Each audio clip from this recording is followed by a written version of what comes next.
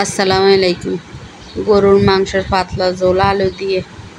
এই জায়গার মধ্যে 1 কেজির মতন আমের গরুর মাংস লইলাম। পরিমাণ মতো লবণ দিয়ে দিলাম, দুই তিন পিস দারচিনি, তেজপাতা 2-3টা। এরপরে দিয়ে দিলাম পেঁয়াজ কুচি, জিরার গুঁড়া 1 চামচের মতন, গরম মশলার গুঁড়া 1 চামচের মতন দিয়ে দিলাম। আপনার জায়ফল চৌত্রিকের গুঁড়া। এরপরে দিয়ে দিলাম আপনার ধনিয়ার গুঁড়া। এরপরে দিয়ে দিলাম আপনার রসুন বাটা 1.5 চামচের মতো, আদা বাটা প্রায় 2 চামচের মতো, হলুদের গুঁড়া 1.5 চামচ, মরিচের গুঁড়া 1 চামচ।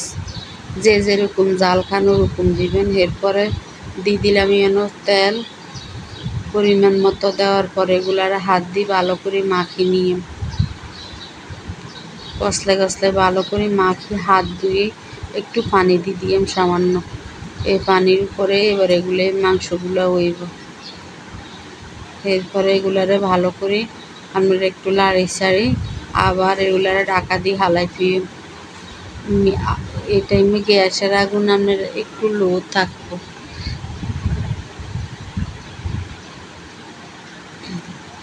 এরপরে কতক্ষণ পর আইয়ে এগুলারে লাড়ি দিয়ে আমি এদিক দিয়ে 3টা আলু কাটি লইছি, এগুলারে এই লগে দিয়ে আমি এগুলার সিদ্ধ বসাই দিয়ে দুই এক চুলা দিই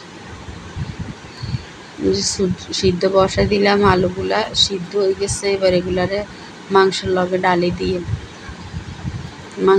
দিয়ে দিলাম। মনে করছিলাম না আলু দিয়ে, পরে মনে হয়েছে কই 2টা আলু দিয়ে দিলাম। বয়সটা পরে দিছি তো এটার লাই আপনার কইতে পারছি। এরপরে আপনার আলুগুলো দেওয়ার পরে মনে আরও আধা ঘন্টার মতো চুলে রাখছি আস্তের আগুনে দিয়ে। লাস্টে দিয়ে একটু আগুন বাড়াই দিলাম, দিয়ে এই পানির মিনরে আর আলাদা কোনো আপনার জোরের পানি লাগে না। এগুলা মাখা হয়ে গেলে এগুলারে উঠে লাগে। যদি আপনার কাছে ভালো লাগে তাহলে একটা লাইক, কমেন্ট, শেয়ার, সাবস্ক্রাইব করে দিয়ে নিই যে আমার মাংস তরকারিটা রেডি হয়ে গেছে। এভাবে একবার হইলেও রান্না করে দেখেন, আসলে খুবই মজা লাগে।